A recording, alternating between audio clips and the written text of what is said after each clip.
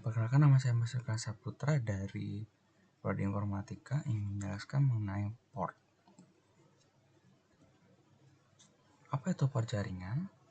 Kita analogikan seperti gedung. Di dalam gedung itu kan banyak sekali kayak pintu tuh.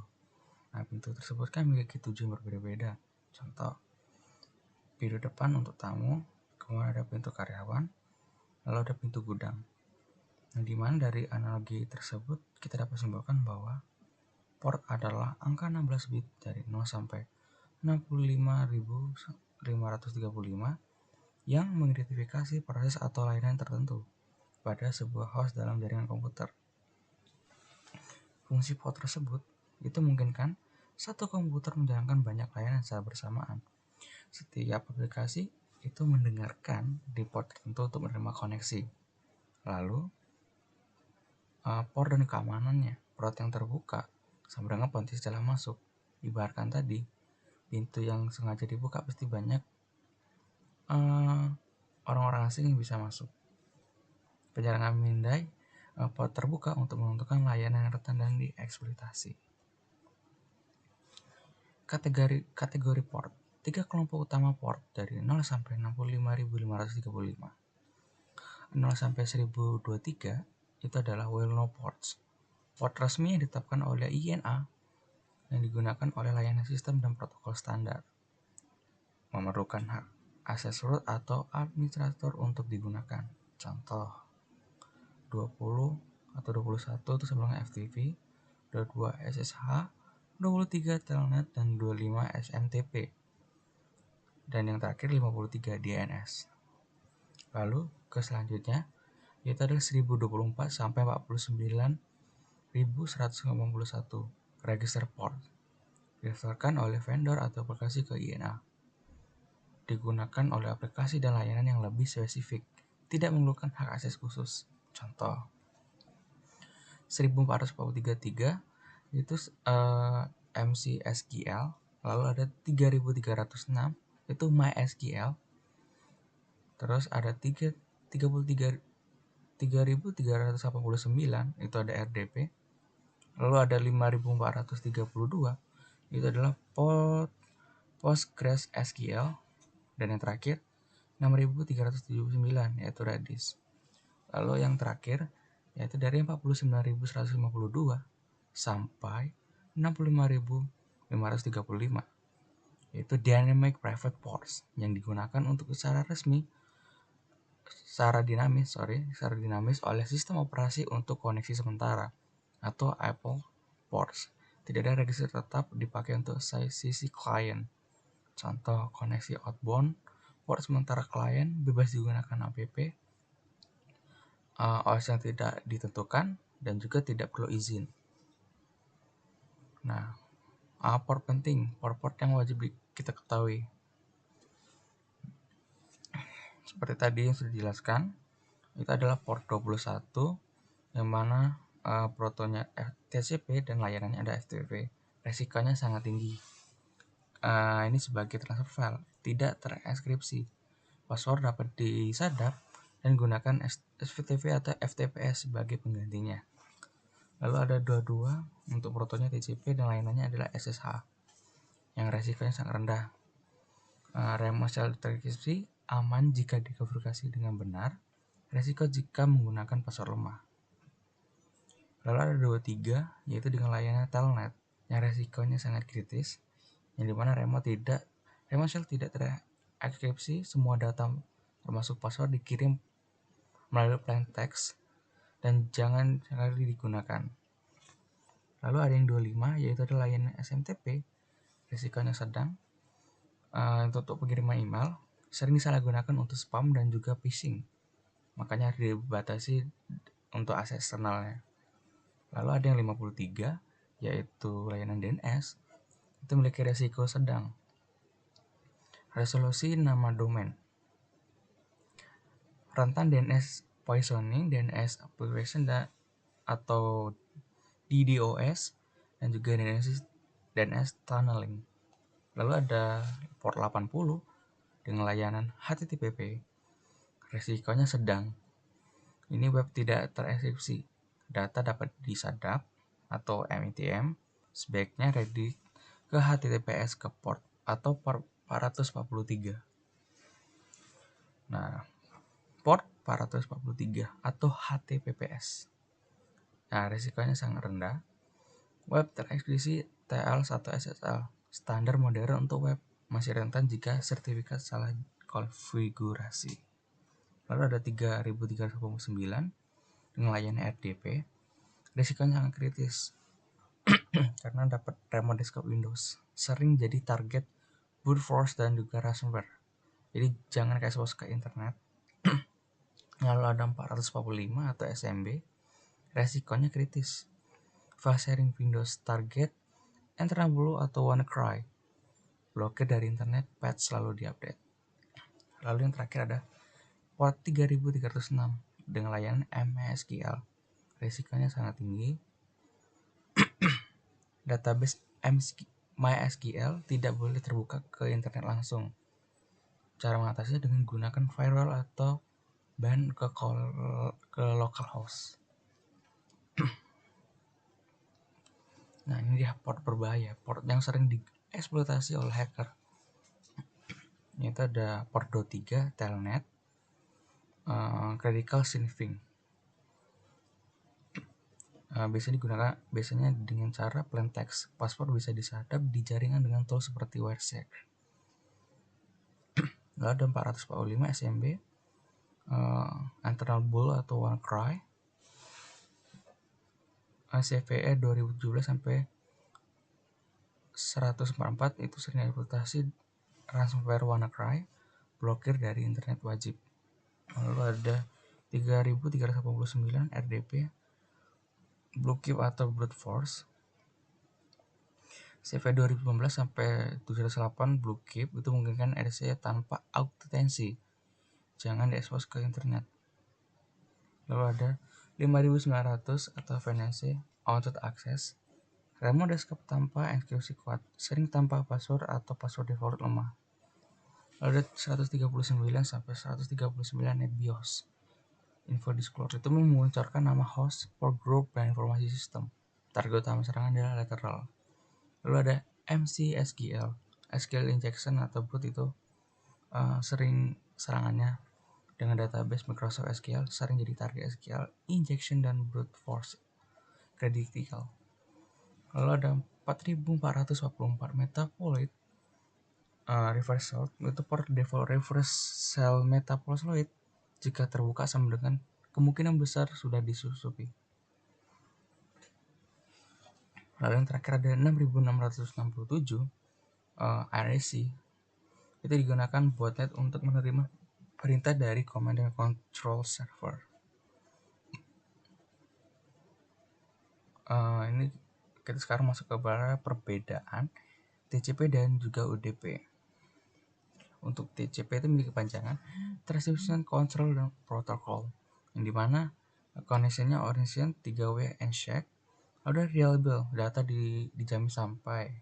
Lalu ada error checking dan juga transmisi otomatis. Kemudian ada flow control dan configuration control. Kelemahannya lebih lambat dari UDP, overhead lebih besar. Port TCP umumnya 20, 21, 22, 23, 25, 80, 443 dan juga 389. Lalu untuk UDP, unsur datagram protokol, itu ada connectless, kiriman langsung, sangat cepat dan low latency. Kekurangannya tidak ada jamin data sampai, tidak ada error recovery. Dan cocok untuk streaming, gaming dan juga FOIP dan rentan UDP fault atau amplification. Port UDP umumnya yaitu ada 53, 67, 68, 123, 161, 500, 5300, 5353. Lalu memahami status port dalam NBSCAP. Jadi Untuk mengetahui port-port ini biasanya kita menggunakan aplikasi Nmap, yang dimana nanti saya akan praktekkan caranya. Maka dari itu kita harus tahu dulu kayak mana statusnya. Contoh open, port yang terbuka dan layanan sedang berjalan atau mendengarkan. Atau dengan kata lain koneksi diterima. Itu pastikan hanya port yang diperlukan yang terbuka, update layanan secara rutin. Dengan Nmap P80 target itu sama dengan terbuka. Tulisannya pastinya warna berbiru biasanya. Warna hijau tulisannya. Lalu ada close, itu port dapat diakses tapi tidak ada layanan yang mendengarkan di port tersebut. Pertimbangan memblokir dengan firewall agar tidak memberikan info ke attacker. Ini adalah cara untuk mengamankan port tersebut caranya. Bisa dilihat di situ contohnya seperti tulisannya berwarna merah. Lalu ada filtering, itu adalah firewall atau paket file filter memblokir probe dari Nmap. Tidak jelas apakah port open atau close. Dimana idealnya untuk port yang tidak digunakan firewall yang baik menghasilkan yang ini. Itu biasanya tuh Nmap-nya itu ada namanya itu filtering nanti di dalamnya. Lalu ada unfilter, port yang dapat diakses tapi Nmap tidak bisa menentukan apakah itu open ataupun close.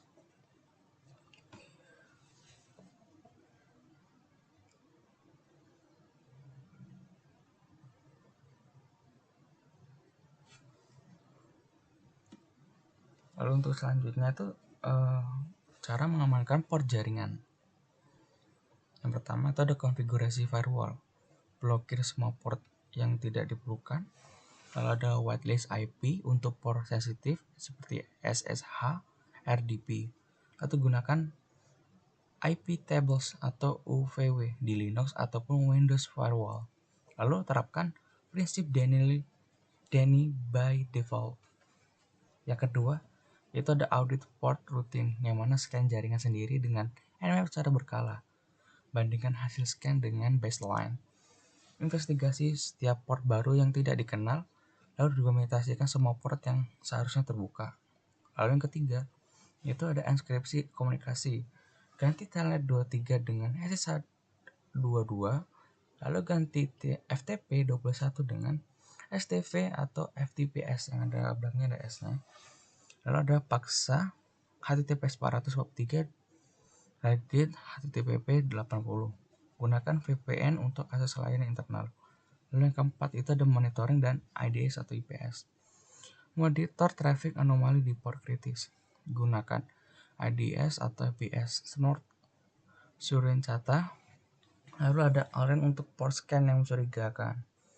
Lalu ada log semua koneksi ke port sensitif. Nah, ini referensi sepatnya ada port cheat sheet atau untuk cyber security. Bisa dilihat sini teman-teman. 20 atau 21 layanannya FTP itu sangat high karena file transfer tidak terenkripsi. Lalu 22 itu SSH low remote shell terenkripsi. Lalu 23 itu telnet, itu remote shell pendeteksi itu sangat dihindari. Lalu ke port 25 atau SMTP itu adalah medium, mana kirim email sering disalahgunakan. Lalu ada 53 atau DNS itu medium juga, resolusi domain dan cek DNS leak. Ada 80 ada HTTP/IP itu medium, web tidak terenkripsi.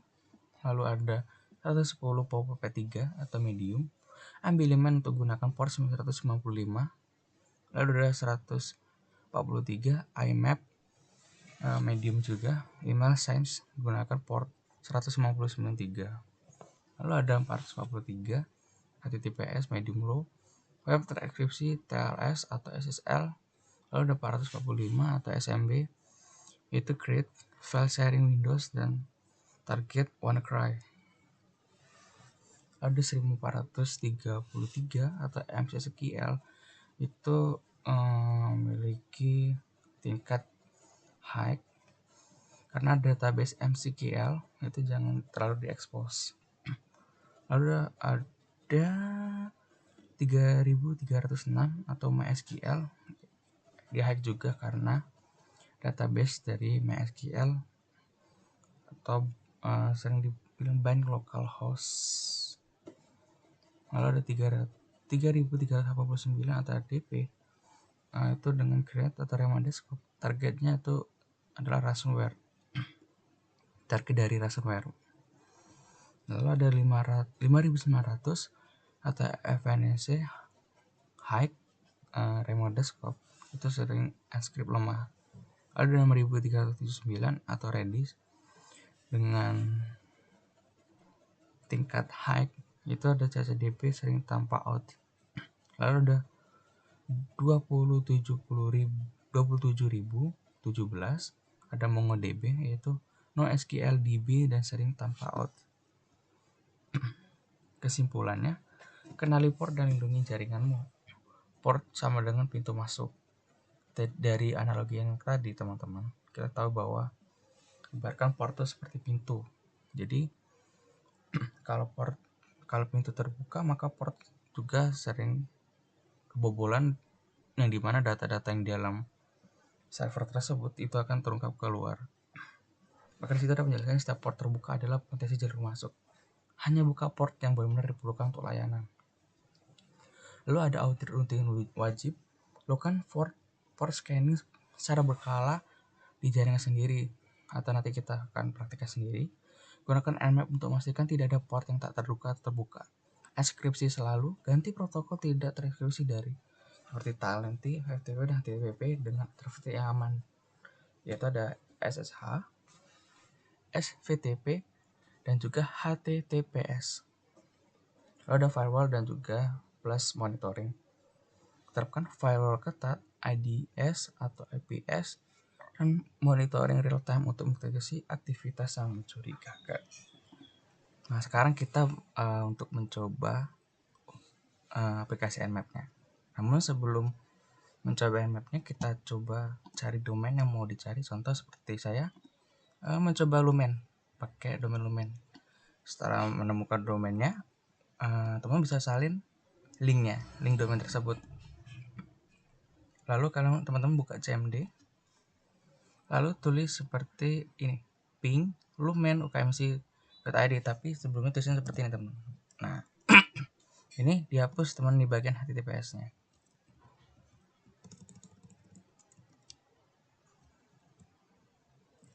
Nah, kalau sudah nanti akan muncul kayak ini, angka yang kode ini 212 ini disalin teman.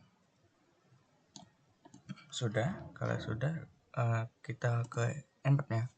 Ini adalah isi dari Nmap-nya.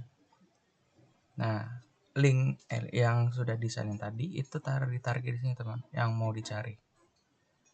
Kalau sudah teman-teman tinggal pencet scan aja di sini. Nah, di sini nanti akan panjang banget teman-teman, di sini menunggu lama. Makanya sini saya langsung udah jadinya. Jadi di sini teman-teman bisa lihat, di sini ada scan yang terbuka nih. Nah, ini dari 1 TPCP yang mana buka seperti ini teman. Ini SSH service-nya 21 sama 22 tuh kalau nggak salah ya tadi, sesuai dengan penjelasan tadi terbuka. Yang di bagian ini port terbukanya, yang juga sama terbuka. Lalu di sini bisa lihat teman, ini lebih singkatnya gini teman. Nih untuk versi ringkasnya bisa lihat teman, di sini ada OpenCH, ada TTPP di 80, dan di sini bisa lihat topologinya teman. Nih dari localhost ke sini. Mungkin ini saja yang bisa saya sampaikan atau informasikan mengenai Nmap. Untuk selebihnya mungkin teman-teman bisa belajar dari source code lainnya. Terima kasih teman-teman yang sudah mau menonton hingga akhir video.